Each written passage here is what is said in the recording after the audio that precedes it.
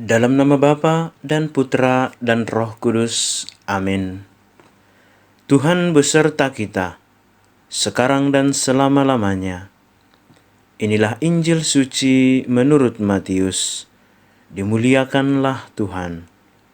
Matius bab 20 ayat 1 sampai 16a. Adapun hal kerajaan sorga sama seperti seorang tuan rumah yang pagi-pagi benar keluar mencari pekerja-pekerja untuk kebun anggurnya.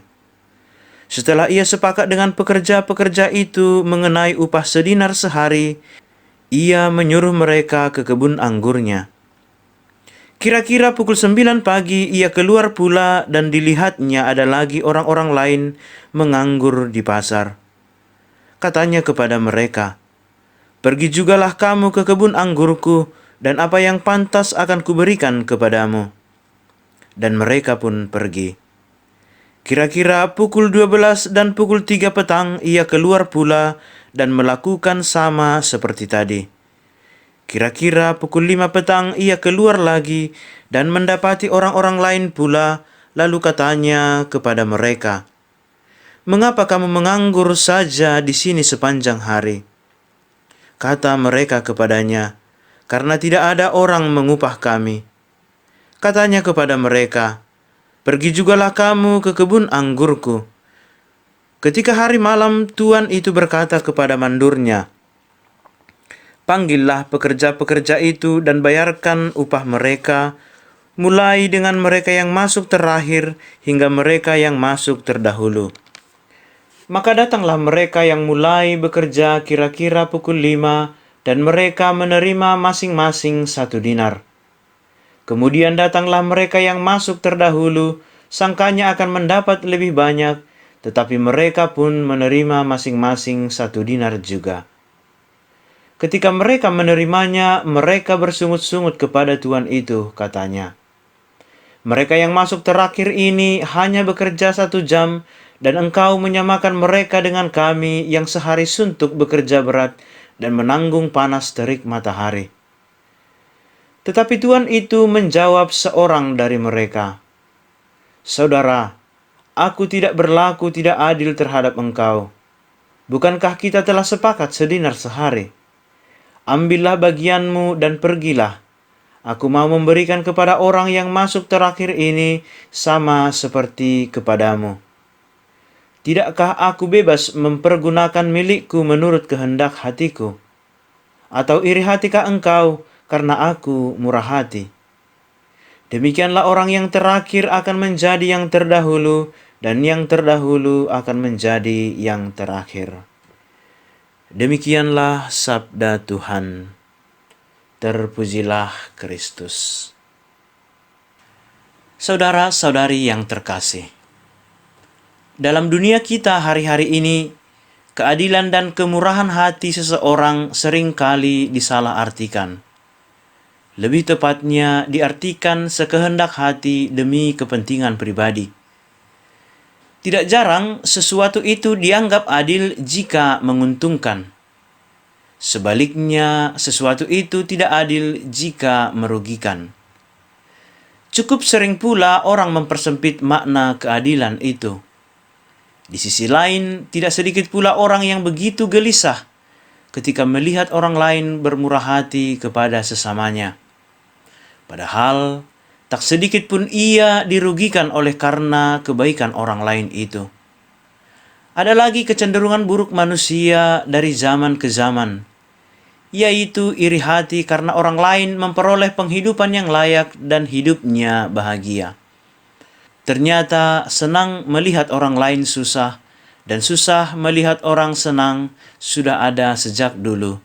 Tepatnya sejak awal kejatuhan manusia ke dalam dosa. Bahkan ada orang yang mengatasnamakan keadilan untuk membenarkan dirinya dan menutupi keburukan hatinya. Yesus barangkali tidak sedang membuat suatu kritikan sosial terhadap situasi kemanusiaan saat itu, tetapi setidak-tidaknya itulah yang saya tangkap ketika merenungkan bacaan Injil hari ini. Yesus mengajarkan prinsip keadilan dan kemurahan hati yang berlaku dalam kerajaan Allah lewat perumpamaan tentang seorang pemilik kebun anggur yang mencari orang-orang upahan untuk bekerja di kebun anggurnya. Pagi-pagi benar seorang pemilik kebun anggur menawarkan pekerjaan dengan upah sedinar sehari.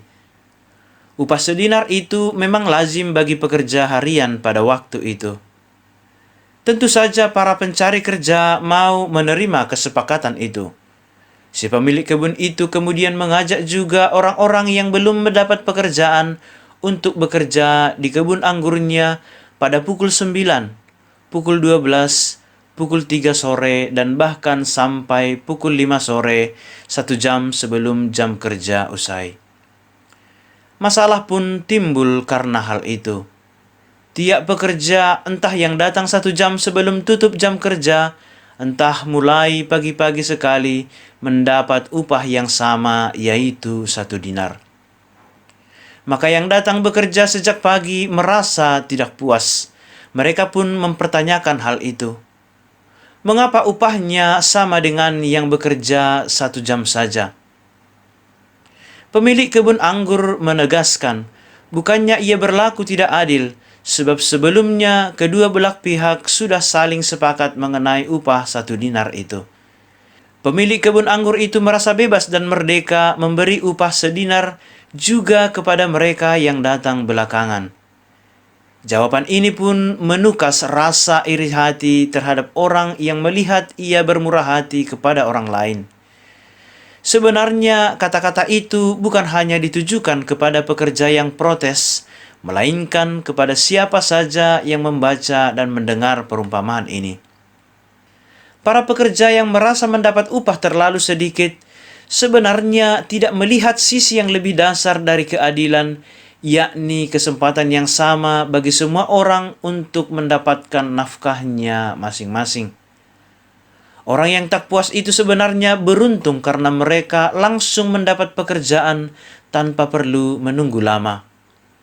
Upah yang dijanjikan dan disepakati juga jelas dan wajar. Artinya, kelangsungan hidup mereka sudah terjamin. Tetapi ada banyak orang yang tak seberuntung mereka. Ada yang masih menganggur sampai siang dan bahkan sampai sore hari karena tak ada yang memberi mereka pekerjaan. Dari mana mereka akan mendapat nafkah untuk hari itu? Apakah mereka harus melewatkan malam hari dengan perut kosong? Apakah rasa keadilan yang begini tidak muncul? Memang saudara-saudari yang terkasih, cukup sering kita dengar, urusan mereka lah sendiri bila tidak berhasil mendapat nafkah penyambung hidupnya. Tetapi hidup dalam kerajaan surga tidaklah demikian. Di situ tersedia kesempatan yang sama bagusnya bagi siapa saja. Inilah yang dalam perumpamaan tadi digambarkan dengan tindakan si pemilik kebun anggur yang keluar menawarkan pekerjaan bagi mereka yang kedapatan masih menganggur pada jam 9, jam 12, jam 3, bahkan sejam sebelum waktu kerja usai.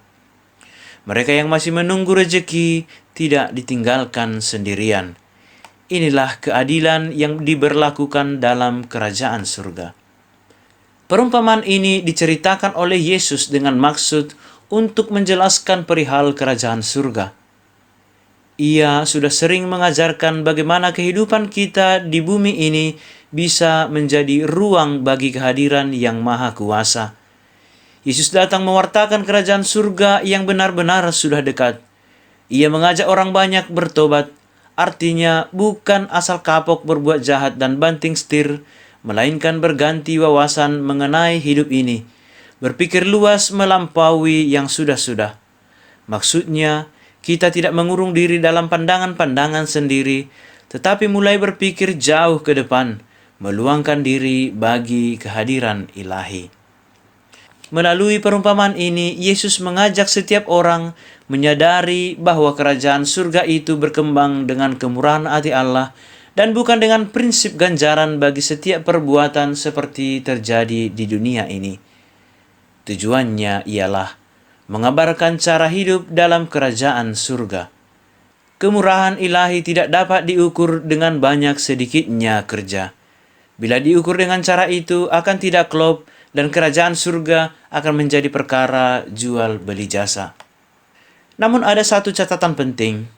Orang-orang yang bekerja sejam itu mendapat upah karena mereka juga bekerja dengan sungguh-sungguh. Sedinar itu tidak diberikan begitu saja.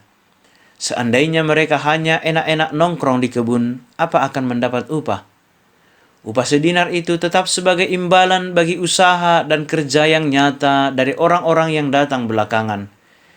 Kerajaan surga ditawarkan kepada orang yang berada dalam keadaan yang berbeda-beda. Ada yang sudah menunggu lama tapi tak kunjung mendapatkannya. Kalau dilihat dari sudut pandang ini, boleh jadi kita bisa lebih memahami kenapa pemilik kebun itu bermurah hati. Apakah kita tidak malah senang sebab ada makin banyak orang yang diajak bekerja? Paling tidak pekerjaan kita bisa menjadi lebih ringan. Dan bagaimana bila yang datang terakhir itu justru adalah kita sendiri? Prinsip utama dari kerajaan Allah adalah kemurahan hati. Ia adalah Allah yang bermurah hati. Oleh karena itu, Ia dapat menerima siapa saja di dalam kerajaannya sesuai dengan kemurahan hatinya. Sikap murah hati ini pun harus tampak nyata dalam seluruh perilaku hidup keseharian umat Tuhan. Semoga kita, saudara-saudari sekalian, menjadi pengikut Kristus yang murah hati. Ya Tuhan Yesus, ajarilah kami untuk selalu bermurah hati dalam hidup kami. Amin.